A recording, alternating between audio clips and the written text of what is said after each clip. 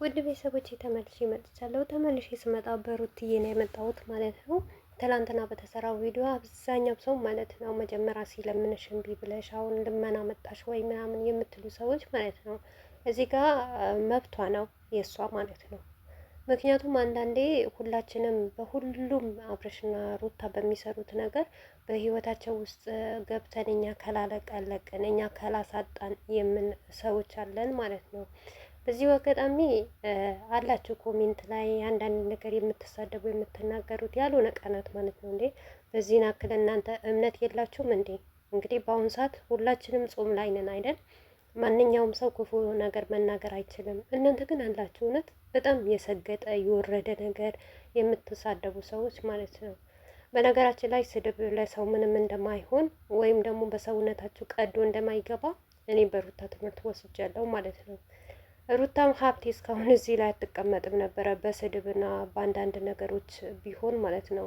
ነገር ግን ምን አለ መሰላችሁ በአሁኑ ሰዓት ለአብርሽ ተጨነቁ፣ ለሩታ ሳይሆን ማለት ነው።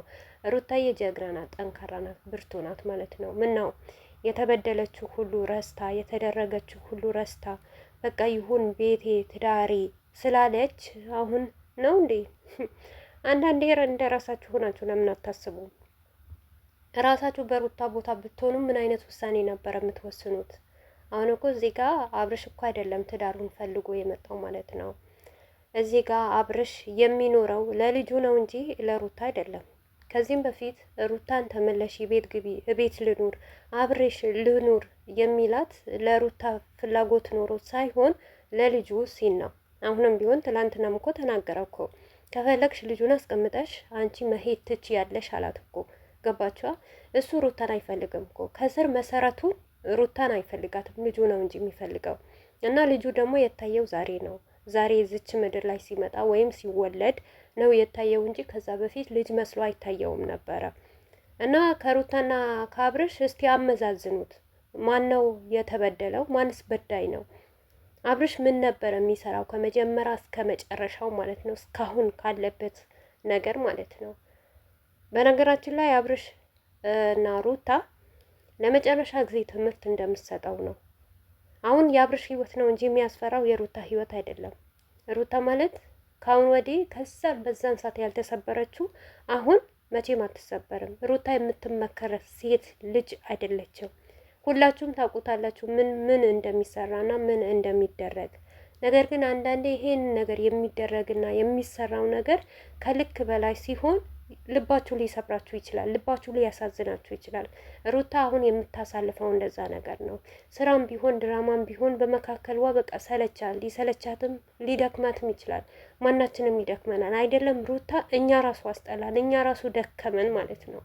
ለምን ብትሉ ይሄንን አክል አብርሽና ሩታ በመውደዳችን ነው፣ በማድነቃችን ነው። በቃ እንዴት አድርገን እንተዋቸዋለን በማለት እኛ ራሱ ተቸግረናል። አይደለም ሩታ ማለት ነው። ይታያችሁ እኛ የላየ ነው ምንም ነገር ያልሰማን በቦታው የሌለን ሰዎች እንደዚህ የሰለቸን፣ ሩታ በራሷ እያየች በህይወቷ ያሳለፈችው ይህንን ነገር ስሪ፣ ይህንን አርጊ፣ ይህንን አውጪ ስትባል ምን ያክል ከባድ እንደሆነ እዩት። አይሰለችም? እውነት እናንተ አስቡት እንጂ እኔ አንዳንዴ ምን አስባለሁ መሰላችሁ? እውነቴ ነው የምላችሁ። እንዴ ይህንን ነገር ስሪ፣ ይህንን ነገር አድርጊ ስትባል እንደው አታሳዝንም? አታሳዝናቸውም? በቃ አንደኛውም ነገር ኮሜንት አያነቡም። ኮሜንት ሲያነቡ በዚህ ልክ ሴት ልጅ ይህንን ነገር ሲደረግ እንኳን ይቁም ይብቃ በቃ የሚባል ቃላት አለመጠቀሙ በጣም ነው የሚገርመኝ ማለት ነው። የፈለገ ስራ ይሁን ድራማም ይሁን ሴት ልጅ ግን በዚህ ናክል ዝቅ ማድረግ እኔ እንጃ በጣም ይከብዳል። አንድ ሴት ለትዳርዋ ዋጋ የምትከፍለው ነገር ነው ሩታ የምትከፍለው ያለችው እዚህ ጋር ማለት ነው።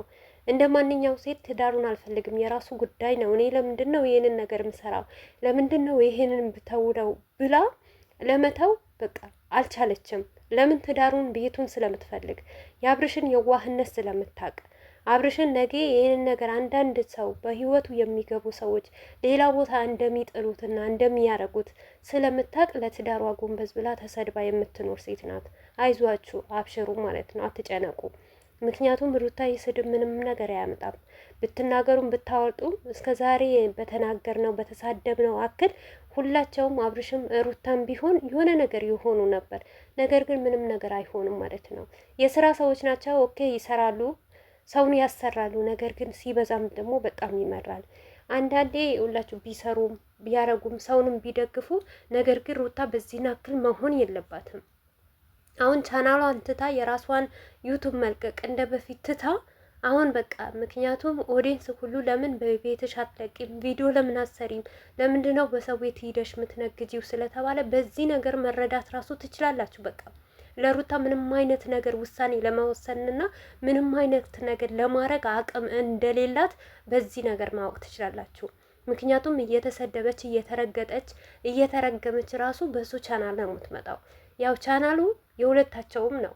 ሩታም ጋር ቢሰራ የአብርሽና የሩታ ነው። አብርሽም ጋር ቢሰራ የሁለታቸው ነው። ነገር ግን ሁለታቸውም አብረው ሲያድጉ እንደ ዩቱበር እንደ ማንኛውም ሰው ዛሬ ፍቅረኛ ማሞችም ቢሆኑ ባሌና ሚስቶችም ቢሆኑ ሁለቱ ዩቱብ ያላቸው አንድ ቀን በሱ ቤት አንድ ቀን በሷ ቤት ነው የሚለቀቀው።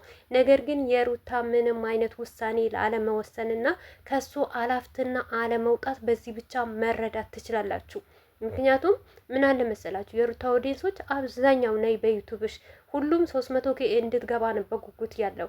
ያንን ነገር እሱ ስላልተሰተበት በቃ እሱ ስለማይፈልገው እነሱ ባሉትም አይሆንም እኔ ባልኩት ነው ብን ቀን በቀን በሱ ነው የሚለቀቀው ማለት ነው። እና ይሄንም ስላችሁ እኔ በአብረሽም ተለቀቀ ምንም ችግር የለብንም ብቻ ይስሩ። የእሱም የእሷም ዩቱብ አይዘጋ እንጂ በአብረሽም ቢመጡ ደስ ይለኛል። ነገር ግን ለሩታ ምንም አይነት አቅምና ምንም አይነት ውሳኔ እንደማትወስን በዚህኛው ነገር መረዳት ትችላላችሁ ማለት ነው። ውሳኔ ቢኖራት እሷ የምትወስነው ነገር ቢሆን እሷ የምትሰራው ነገር ቢሆን በእጇ ያለ ነገር ቢሆን በቤቷ እየመጣች ራሷን ቆፍጠን ብላ መኖር ትችል ነበር። ይህንን ደግሞ ማድረግ እንደማትችል በአብረሽ ቁጥጥር እንዳለችና በአብርሽ ስር የአብርሽን ማንነቱን ማክበሩን ራሱ በእሷ እጅ እንደሆነ ማወቅ ትችላላችሁ ማለት ነው። አብርሽን ብታከብር ለአብርሽ ቦታ ቢኖራት ነው ይህንን ነገር ምሰራው። ይህንን ነገር ግን አንዳንዶቻችሁ ማለት ነው ቪዲዮ ብቻ ስላያችሁ አይደለም። ሩታ ለአብርሽ ክብር አሰጠውም እንደዚህ ነው ምናምን ክብር ይበልጣል። እሱም ክብር አይሰጣትም፣ እሱም አያከብራትም። አንድ ሴት ከእናት ከአባቷ ቤት ወንድ ልጅ ሲወስዳት ሊያከብራትና ክብር ሊሰጣት በሚስትነት ሊንከባከባት ነው እንጂ የአስሩ መቀለጃና የአስሩ መነገጃ ሊያረጋት አይደለም። ምክንያቱም አብርሽ ከዚህ በፊት ለሩታ ብዙ ነገሮች ሲላት ነበረ፣ ብዙ ቃላት ሲገባላት ነበረ። ያንን ቃላቱ በተግባር አላሳየም።